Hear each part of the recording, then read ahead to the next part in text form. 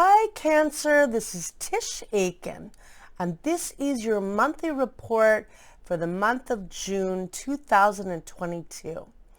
The month of May was really intense. We were in eclipse season, which is like a new moon and a full moon on steroids. And the moon rules your sign. You're very in touch with lunar energy. And these eclipses were especially intense because the first eclipse was a partial solar eclipse at 10 degrees and 28 minutes of the fixed Earth sign of Taurus. It occurred in your house of friends and groups, and it was combined with Uranus, the planet of surprise and chaos. Eclipses bring us information, and they make us see things in a way we never have before. When you combine it with Uranus, the great awakener, it can really, knock your socks off, and you find out a lot of stuff, and it can be very, very chaotic. And I saw a lot of big opportunities come in unexpectedly in a good way, and I also saw some sad situations happen unexpectedly very quickly in a difficult way. Eclipses are like wild cards. A lot's going to happen in whatever sector of your chart, but how it goes, it's kind of like Uranus. It's very unpredictable. Whatever you think it is, it could be something else. And that eclipse occurred in your house of friends and groups. So maybe you got some unexpected news about a friend. Maybe you met somebody unexpectedly or found a good contact. But that's an area that got lit up by the eclipse. And then that eclipse, the moon does love being in Taurus. It's exalted there. The lunar eclipse was a total lunar eclipse in Scorpio at 25 degrees and 18 minutes of the fixed water sign of Scorpio, squaring Saturn, the planet of restrictions and limitations. And that occurred in your house of romance and creativity, but also affecting investments and money. And Saturn's transiting in your house of debt and taxes and intimacy and death and loss. And that eclipse did bring a lot of loss, unfortunately, and endings. The moon is in its fall position in Scorpio, very painful.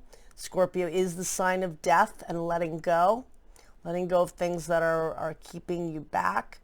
And it squared Saturn, which makes it more challenging, and just very emotional energy. And so we're out of eclipse season, which officially ended on May 30th with the new moon in Gemini. So that's good news.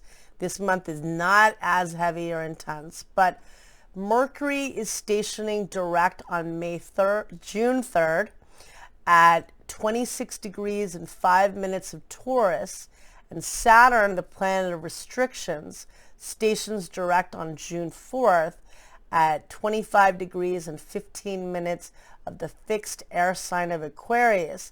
Therefore, Mercury, which is your perspective and outlook, is squaring Saturn, which is restrictions, and things can feel very held back, and it can feel like the glass is half empty. That will start to wane, and there are a lot of good opportunities to work with. There is a lot of emphasis on your career. Jupiter, which is the luckiest planet, entered the Cardinal Fire sign of Aries on May 10th, entering your house of career, public image, and life goals, where it will be until October 28th. This opens many doors for you in many ways. It magnetizes opportunities. It brings enthusiasm and hope in that sector of your chart, and that's a very lucky energy. Mars, which is the god of war, but also the planet of action and drive, also entered Aries on May 24th, where it will transit until July 5th. That's a new 2-year cycle in your house of career, of achievement and getting things done. And Jupiter commenced a new 12-year cycle of expanding your opportunities professionally. So that's excellent. Chiron, the wounded healer, is also transiting there, bringing healing in that area of your chart. And Eris, the goddess of discord, she's Mars's sister. She fights for what she wants. There's also a lot of emphasis on networking and forming community. Venus, the planet of love and money, is transiting in the fixed Earth sign of Taurus, where it loves to be, and it's transiting in your house of friends and groups. Uranus, the planet of enlightenment and chaos and brilliance, is also transiting there. It rules that sector of the chart. The north node of karma, where you're meant to grow towards, building community. And Mercury, which is about to station direct, is also transiting in that sector. So a lot of emphasis on your career and on your social life and networking. If you're single, a lot of opportunities to meet people. So on June 3rd, Mercury officially stations direct at 4 o'clock a.m. Eastern Daylight Time at 26 degrees and 5 minutes of the fixed Earth sign of Taurus. And this sets off the total lunar eclipse that occurred at 25 degrees of Scorpio, giving you more information about that story and how you can proceed going forward and make sense of everything you've learned in the last 6 weeks and what you need to do going ahead. On the following day, Saturn, which is an outer planet that represents karma and accountability, stations retrograde at 5:47 p.m. Eastern Daylight Time at 25 degrees and 15 minutes of the fixed air sign of Aquarius. That lunar eclipse in Scorpio already squared Saturn and brought more of a challenging tone to that heavy eclipse. And at that point, it was within a degree. Saturn is stationing within a few minutes of that eclipse, squaring and triggering it. So again, reframing how you can heal and, moving ahead, how you can now purge the negativity and tap into the expansion and community and opportunities that lie ahead. On June 6th, the sun forms a helpful aspect to Chiron, the wounded healer, at 4:44 a.m. Eastern Daylight Time. That brings a very healing component, and that's a positive energy. On June 10th, Mercury, which is the planet of communication, forms a beautiful aspect to Pluto at 5:21 p.m. Eastern Daylight Time. Pluto is the planet of empowerment. This helps to empower your thinking. This is good for creativity for you, and it's good for relationships, but it's also good for finding your power in your thoughts and feeling positive too, strong. On June 13th, Mercury changes signs and enters the mutable air sign of Gemini at 11:27 a.m. Eastern Daylight Time, where it will transit until July 5th, transiting in your house of Gemini, in your house of spirituality and dreams and creativity. And this is really good energy for tapping into your dreams and doing journaling or manifestation, doing meditation. And Mercury does love being a Gemini. And then on June 14th, there's a full moon that takes place at 7:52 a.m. Eastern Daylight Time at 23 degrees and 25 minutes of the mutable fire sign of Sagittarius.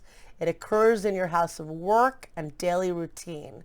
It could bring fruition to projects you've been working on. Maybe you've been working on a project at work and it finally completes. Maybe you've been doing a workout routine and trying to lose some weight and you're starting to see some results, but that brings a culmination.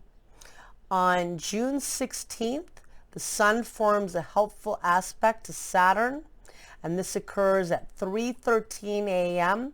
Eastern Daylight Time, and that's a strong energy for structuring and feeling centered in what you're trying to do.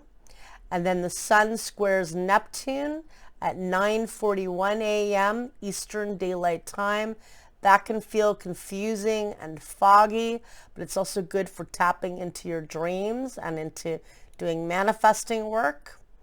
On June 20th, Mercury, the planet of thoughts and ideas, forms a helpful aspect to Jupiter, the luckiest planet, at 3:44 a.m. Eastern Daylight Time. Good for you for manifesting professional opportunities and also for feeling hopeful and optimistic. On June 21st, big deal for you. This initiates your birthday season, and it also begins the summer solstice in the northern hemisphere and the winter solstice in the southern hemisphere. At 5:14 a.m. Eastern Daylight Time, the sun enters the cardinal water sign of Cancer, entering your sign, and it'll be there until July 22nd, bringing you a renewal and new beginnings. The sun is also in its maximum declination above the celestial equator in the northern hemisphere, and it's at the lowest declination in the southern hemisphere. And the sun stops for approximately 3 days, and this is a time to assess what the season has ahead and to just reflect. And in Latin, sol means the sun, and sistere means to stop. So the sun stops, and you reflect of what is ahead of you. And in the solstice chart, I cast it for Washington, D.C.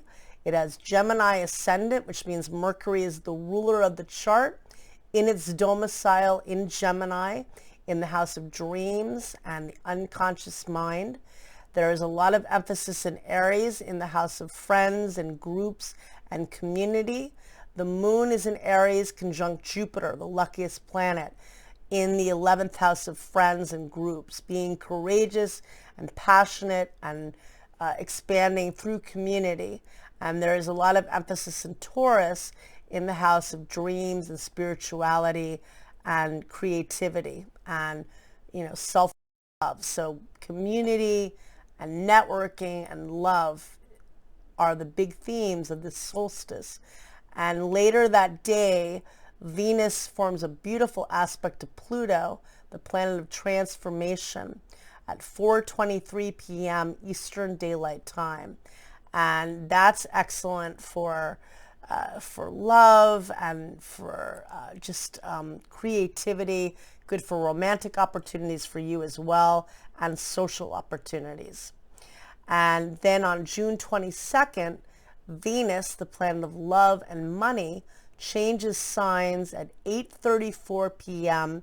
Eastern Daylight Time and enters the mutable air sign of Gemini, where it will transit through July 17th in your house of the imagination and spirituality. Very creative cycle, very good for tapping into love and doing more manifestation. It's excellent for working with that, but also very good for creative projects. On June 25th, Jupiter, the luckiest planet, ignites the north node of karma, and that could bring fated connections. And pay attention to whom you meet and what occurs at that time. On June 26th, June 27th,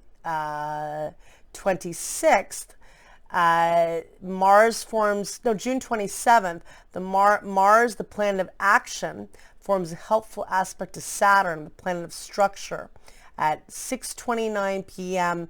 Eastern Daylight Time. That's very good for you for accomplishing your professional goals and for bringing financial opportunities in doing so. And then June 28th is a big day, another retrograde. Neptune, the planet of dreams, illusion, and imagination, retrogrades at 3:54 a.m. Eastern Daylight Time at 25 degrees and 27 minutes of the mutable water sign of Pisces in your house of hope and manifestation and optimism. We feel it 5 days before and 5 days after, and that can cast a real fog. It can dissolve things.